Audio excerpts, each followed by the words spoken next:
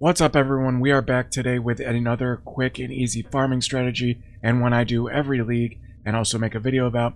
Very excited about that, so hit that like button, get subscribed, and let's get into it. Now all this is invitation farming, and for the first couple weeks I looked at this and thought, well, this is dead because the value of invitations was so low, but I checked yesterday and price checked the incandescent invitation, and it is up to 1 divine per, which is great.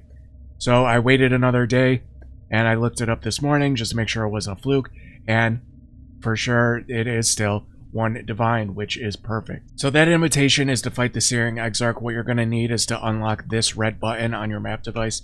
How you do that is while you are running maps, you are eventually going to unlock the quest line for the Searing Exarch, and it will literally tell you what to do, and you just follow it. It'll be like put Searing Exarch influence or defeat this certain tier map. Then it keeps going up. Eventually you get the invitation, you get a free one to fight the Searing Exarch. I do not think you can sell that one. I think you just have to run it. If you want to kill it and you cannot, you can either buy a carry or you can just hit us up on Discord.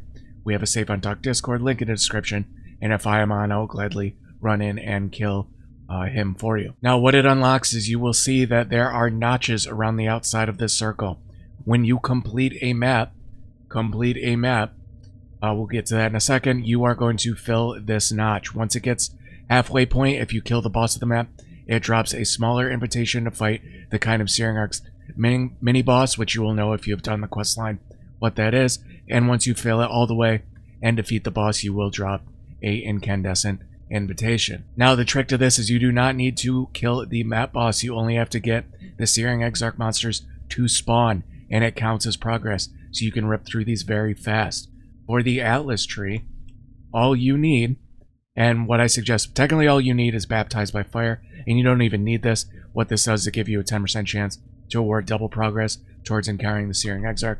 So instead of getting 1 notch 10% of the time, it will give you 2 notches to fill this circle and get to the full circle to get the invitation even quicker. Now, the reason that I suggest taking the Light of Dawn is it gives you a 50% chance to spawn an altar on the first pack that appears in the map. Since we're always going to be seeing the first pack, you can kill it, you can peek real quick at the altar. If it is a good one, say it's something like a Greater Eldritch Ichors or whatever they're called, can drop, or Chaos Orbs or anything that is worth it or decent, you can just go ahead and finish running the full map, also increasing the pack size and giving yourself 50% chance at an additional upside at the cost of a little bit more downside. If your build can run that, I suggest that to make the altars better. Now the reason this strategy is amazing is because at this point in the league, a lot of people have a lot of tier 14 to tier 16. They have to be tier 14 plus maps.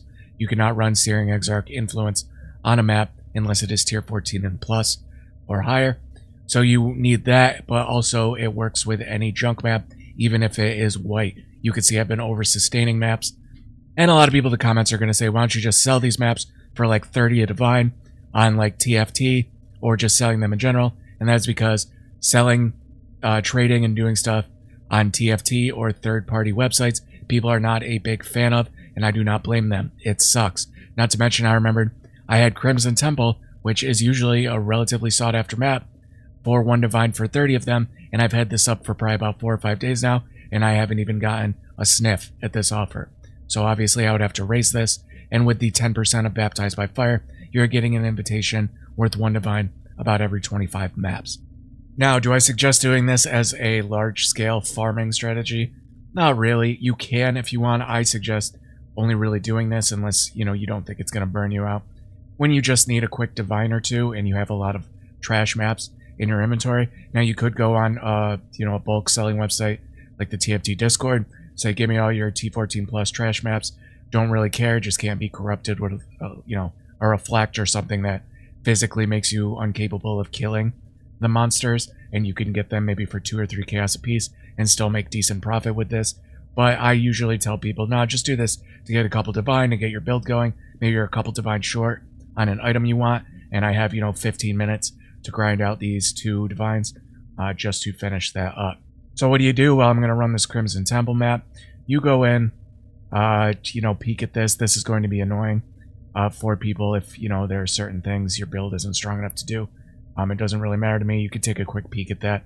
That's another thing along with the altars. This league, you could see if you got a really good one, like a divine altar, or not divine altar, a divine lantern mod, or devoted modifier. Well, all you're going to do is kill stuff and wait for the blue or the red pop. You'll see it right there. See that red aura? You can rewind it, slow it down. Once you get that aura pop, you can just use the hotkey town portal link that is in your key bindings now. Go there, you'll see I was at 3 and now I am at 4. I got progress towards the Syrian Exarch. That's all you need is that little pop for the progress, and then you can just teleport out and go to the next map. So what I am going to do, and I'm going to speed this up, is I have a bunch of maps here, and I have a stopwatch. I'm going to start the stopwatch, and I'm going to do a full rotation.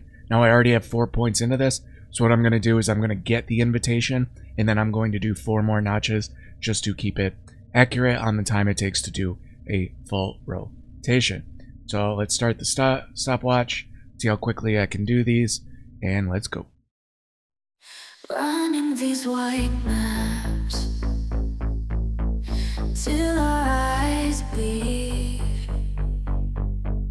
Invitation farming, 'cause of greed.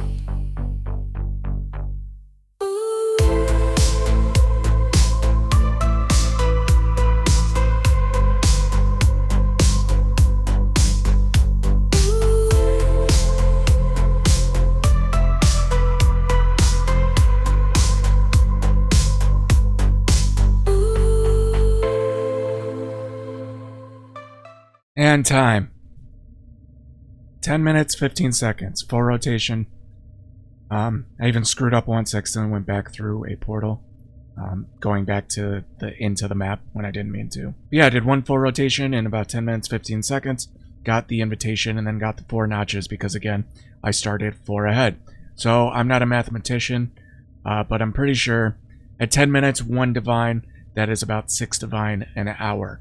If you have the maps and you have a bunch of garbage maps and you just want to run through and do that. I also got a meat sack, which I believe is half a divine. Yeah, 0.4 to 0.5 divine. So again, if you see an item that's worth something while you're doing this, you can pick it up. I did not check the altars that well. I glanced at it really quick just to make sure it wasn't like Grand Eldritch, and I don't think I saw one. I did see a Chaos one. There was one on the Lantern. There was a reward for the 7% Chaos Orbs.